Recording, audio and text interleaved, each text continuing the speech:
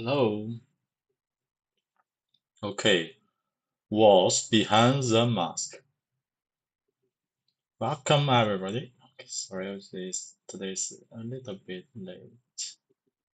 The following year, the US Senate conducted 处理 行为 an investigation into the role played by the prominent American citizens in supporting the Bolsheviks' rise to power. One of the documents entered into the record was an early communique, communique, communique, wow, 天哪，这个 communique from Robbins to Brown's Lockhart. In it, Robbins said, you will hear it, said that I am an agent of Wall Street, that I am the servant of William B. Thompson to get anti-copper for him, that I have already got 500,000 acres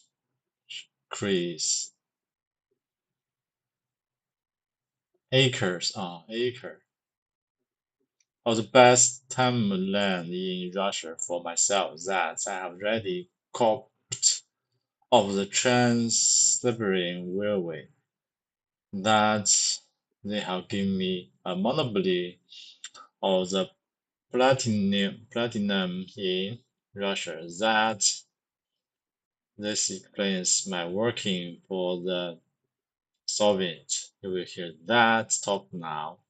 I don't think it is true. Communist share, but let us assume it is true.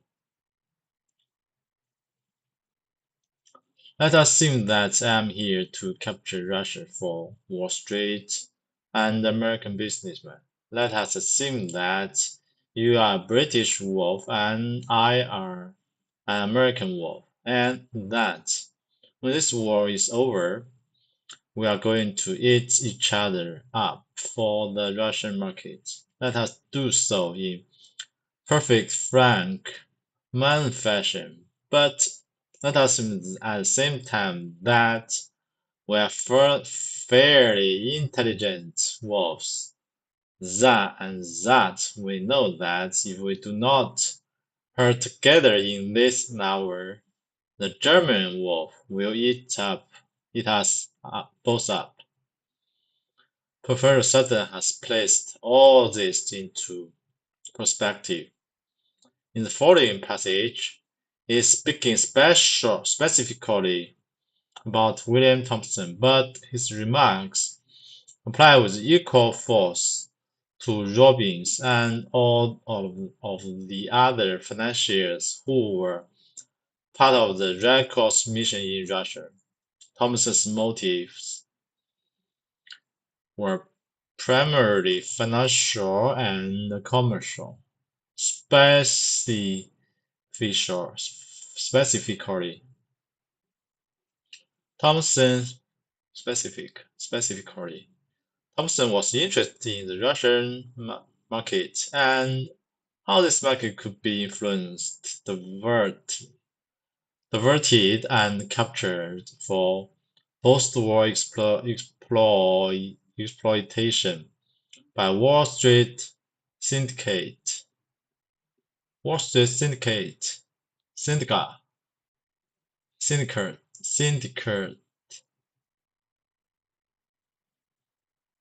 有组织的集团 Syndicate provides through a syndicate group of companies syndicate and syndicates.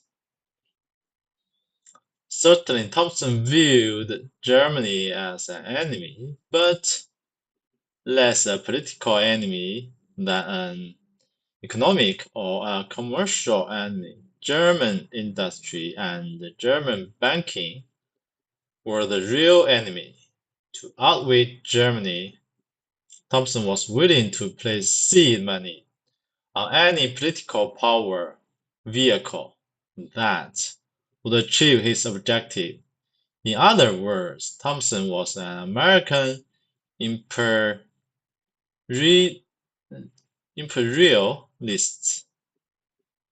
American imperialist. Imperialist.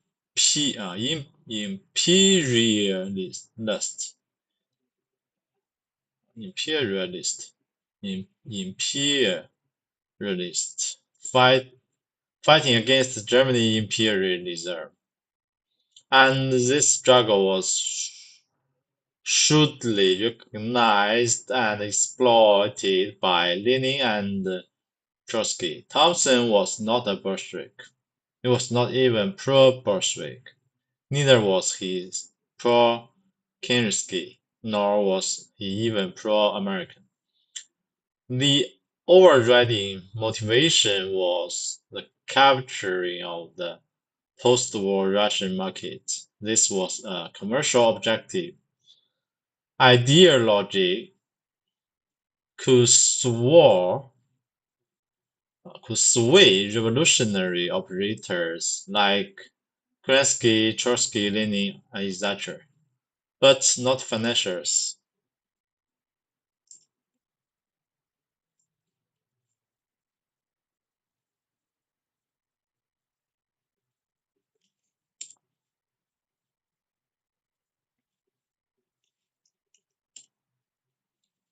Thompson's motives were primarily financial, financial, financial, financial, financial and commercial. Specifically,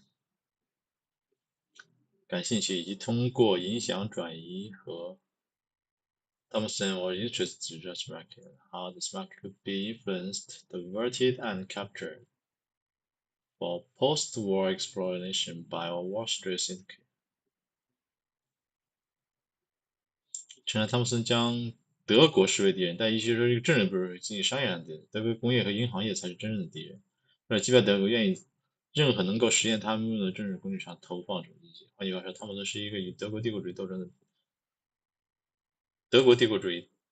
美国帝国主义者，而这种斗争被列宁特斯基敏锐地认识并加以利用。汤姆森不是说，甚至不支持，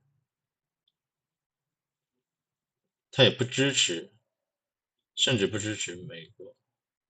他主要的动机是战后的俄罗斯市场，这是一个商业目标，影响但无法动摇金融家。他甚至不是亲美国的，压倒一切的动机是占领战后的是一个是意识形态可以左右列宁等革命者，但不能左右金融家。天哪，Thompson was primarily financial, and commercial. Especially Thompson was interested in Russian market and how this market could be influenced, diverted, and captured for post-war exploitation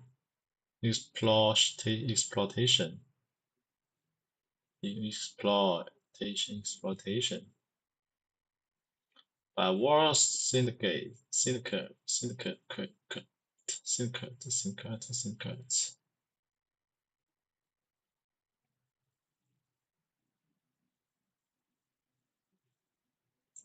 Certainly, Thompson viewed Germany as less a political enemy than an economic or commercial enemy.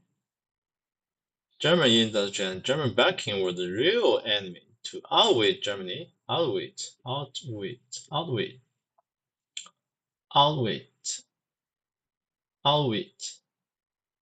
Germany, Thompson was willing to place seed money on any political power vehicle that would achieve his objective.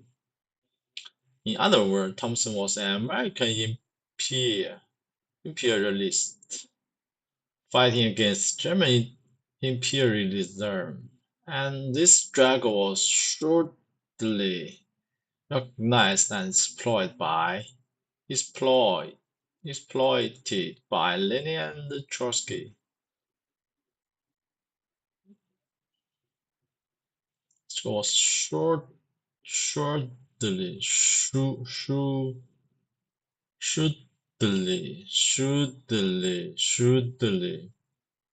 机敏的。Thomson was not a Bolshevik, he was not even pro-Bolshevik, neither was he pro-Kinsky nor even to pro-Mark. The overriding overrode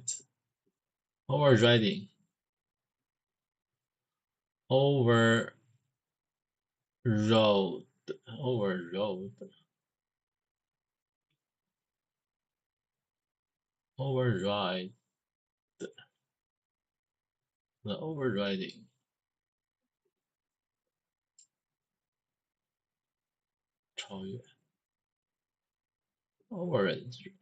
was the capture of the post-war Russian markets. This was a commercial objective. Ideology could sway revolutionary operators like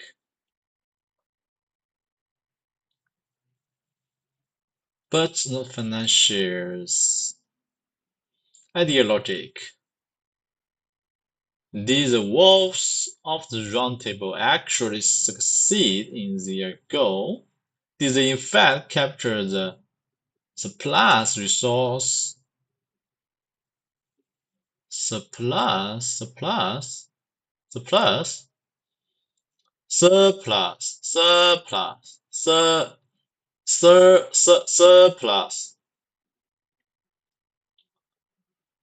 Resources of Russia? The answer to that question would not be found in our history books. It must be tracked down along the tails of subsequent events, and what we must look for is this.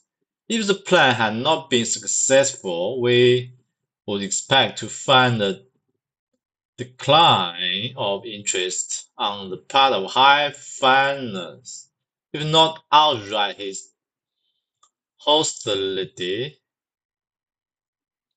On the other hand, if it did succeed, we would expect to see not only continued support, but some evidence of profit-taking by the investors, a payback for their efforts and their risk.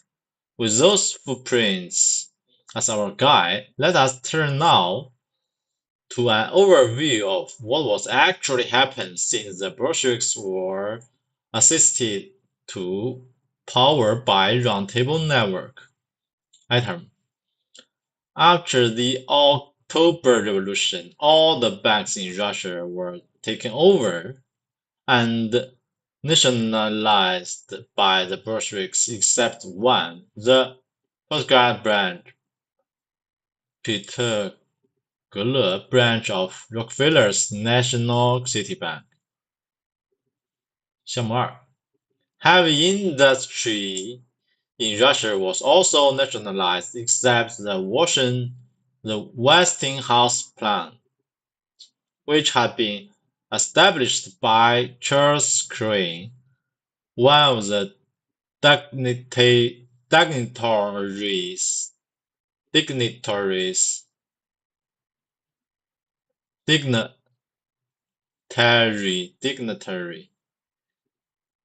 aboard who had traveled to Russia with Trotsky to witness the Revolution.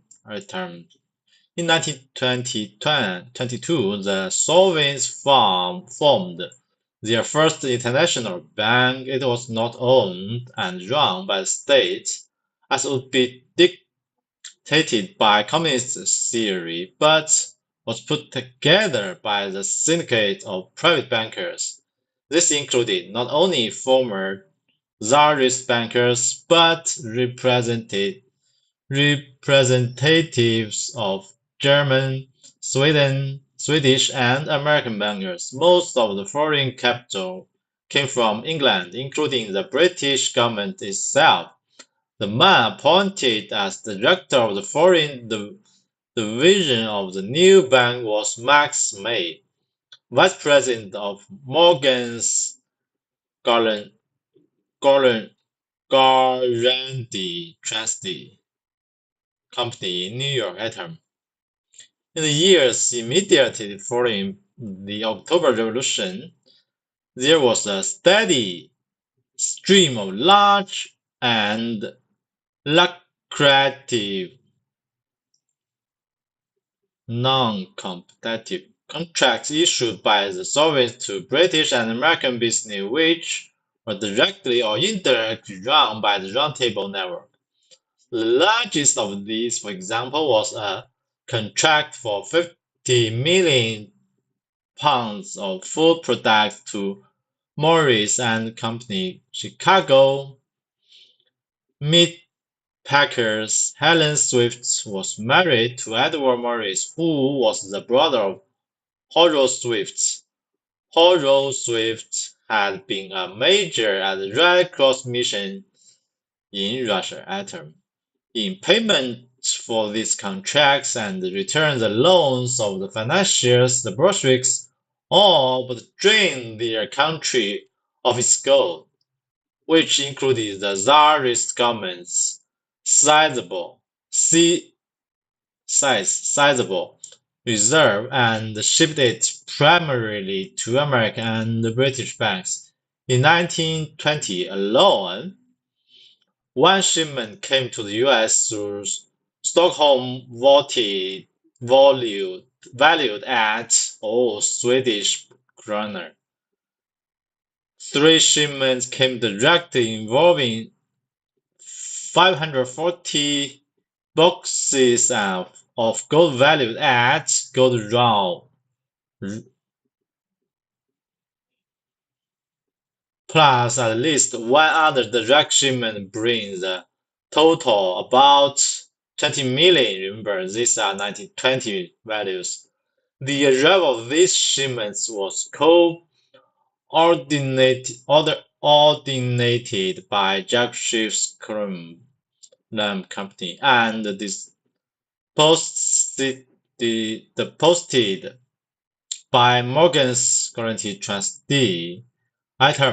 It was at about this time that Wilson administration sent 700,000 tons of food to Soviet Union, which not only saved the region from certain collapse, but gave Lenin the power to consolidate his control over all of Russia.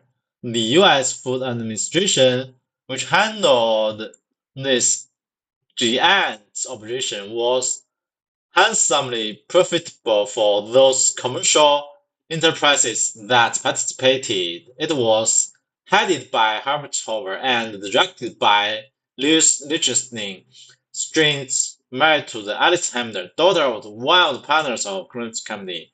At home, oh my God, US, British, and Germany wolves soon found a bonanza of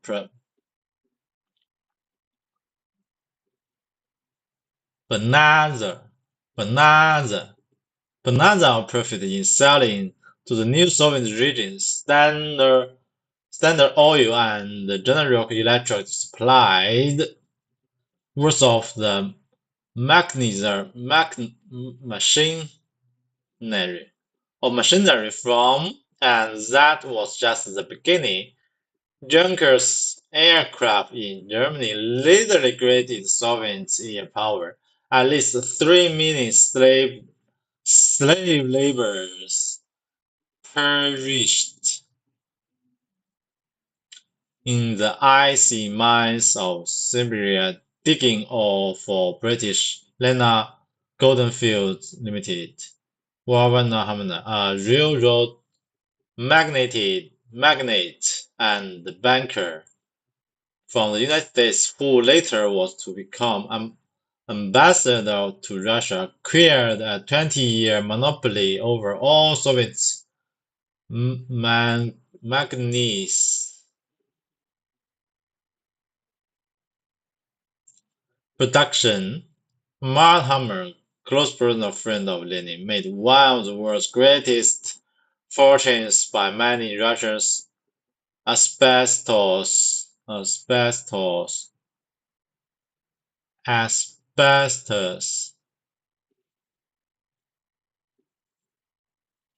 Addiction background. The deep mute blind man.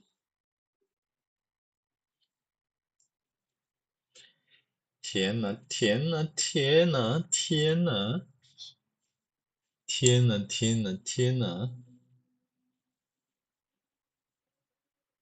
The deaf mute blind man. 聋哑盲人。Deaf mute blind deaf 聋 mute 哑 blind 盲。